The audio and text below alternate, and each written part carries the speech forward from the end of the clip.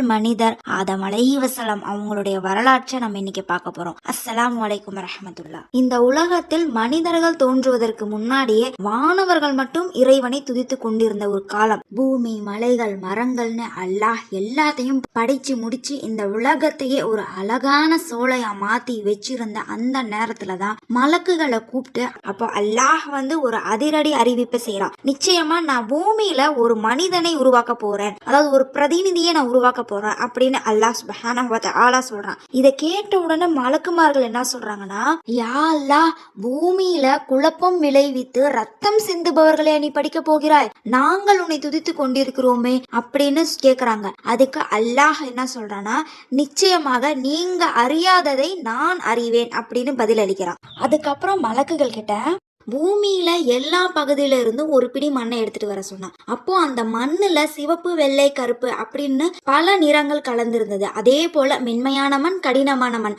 அப்படின்னு பல தன்மைகளும் இருந்துச்சு. சோ அந்த மண்ணுல இருந்த கருப்பு, வெள்ளை, சிவப்பு நிறங்களாலதான் இன்னைக்கு மனிதர்களாகிய நாம நிறத்தாலையும் குணத்தாலையும் மாறுபட்டு இருக்கோம். அதுக்கப்புறம் அந்த மண்ணுல இருந்து ஒரு உருவத்தை செதுக்கினான். அந்த உருவம் ஒரு நீண்ட காலம் அப்படியே இருந்தது. அதுக்கப்புறம் அல்லாஹ் தனது ரூஹை அதுல ஊதுறான். அதுக்கப்புறம் உயிர் ஆதம் அலைஹிவஸல்லம் அவங்களுடைய தலைக்குள் நுழைந்த போது அவங்க உடனே தும்புறாங்க. உடனே அல்ஹம்துலில்லாஹ் அப்படின்னு சொல்றாங்க.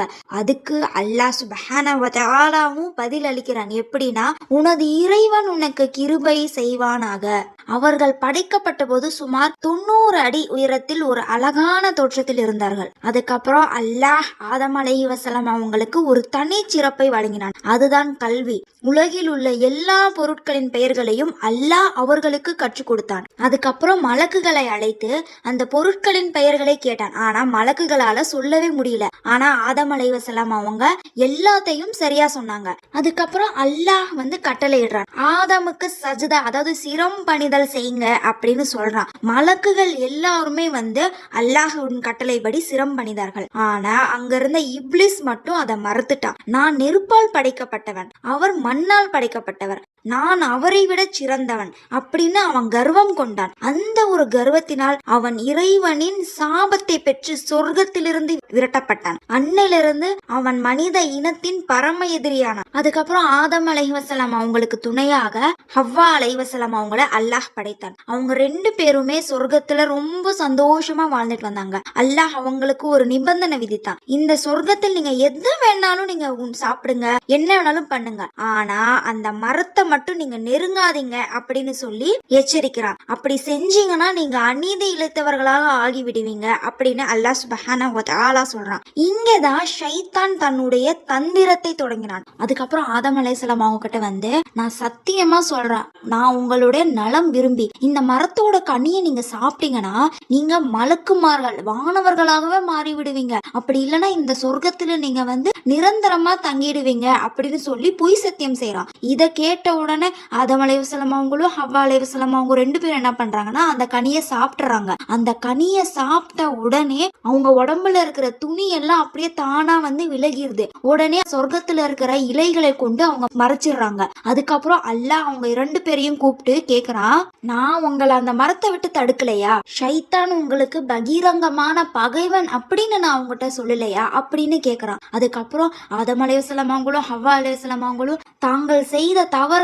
உணர்ந்து அவங்க அழுது அல்லாஹ் கிட்ட பாவ மன்னிப்பு கேட்டாங்க. எங்கள் இறைவனை, எங்களுக்கு நாங்களே அநீதி இழைத்து கொண்டோம், நீ எங்களை மன்னித்து கிருபை செய்யாவிட்டால் நிச்சயமாக நாங்கள் நஷ்டம் அடைந்தவர்களாகி விடுவோம் அப்படின்னு சொல்லி அல்லாஹ் கிட்ட பாவ மன்னிப்பு கேக்குறாங்க. அவங்களுடைய உண்மையான வருத்தத்தை கண்டு அல்லாஹ் சுப்ஹானஹு வ தஆலா அவங்களை மன்னித்து விட்டான். அதுக்கப்புறம் அல்லாஹ் கட்டளையிடுறான், அனைவரும் பூமிக்கு இறங்குங்க, உங்களில் சிலருக்கு சிலர் எதிரிகளாவீர்கள், பூமியில் உங்களுக்கு ஒரு குறிப்பிட்ட காலம் வரை தங்கும் இடமும் வசதிகளும் இருக்கு அப்படின்னு சொல்றான். நீங்க அங்கேயே வாழ்வீர்கள், அங்கேயே மரணிப்பீர்கள், அங்கிருந்து மீண்டும் மறுமை நாளில் எழுப்பப்படுவீர்கள் அப்படின்னு அல்லாஹ் சொல்றான். அல்லாஹ் ஏற்கனவே திட்டமிட்டபடி மனித இனம் பெருகவும் அவனது பிரதிநிதியாக செயல்படவும் ஆதம் அலைஹிவஸல்லம் அவர்கள் கண்ணியமான முறையில் பூமிக்கு சேர்ந்தார்கள்.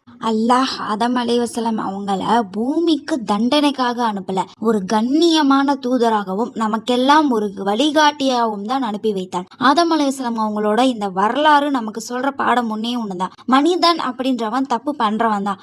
ஆனா அந்த தப்ப உணர்ந்து இறைவன் கிட்ட யாரு மன்னிப்பு கேக்குறாங்களோ அவங்க தான் சிறந்தவங்க. ஷைத்தான் அன்னைக்கு நம்ம தந்தையை எப்படி ஏமாத்தினானோ அதே தந்திரத்தை தான் இன்னைக்கும் நம்ம கிட்ட பயன்படுத்திட்டு இருக்கான். இதை செஞ்சா உனக்கு லாபம் கிடைக்கும், இதுல தப்பே இல்லைன்னு நம்ம கிட்ட பொய் சத்தியம் செஞ்சுட்டு இருக்கான். ஆனா நாம ஏமாறக்கூடாது. அல்லாஹ் நம் தந்தை ஆதம் அலைஹிஸ்ஸலாம் அவங்களுக்கு எங்க மன்னிப்பு கொடுத்தானோ அதே சொர்க்கத்துல நம் எல்லோரையும் ஒன்று சேர்க்கணும் அப்படின்னு துஆ செய்வோம். இன்ஷா அல்லாஹ். ஜஸாக்கல்லாஹு खैरन। अस्सलामु अलैकुम रहमतुल्लाह। तू करीम है, रहमान है, तू रहीम है, आदम को तूने इस्म सिखाया।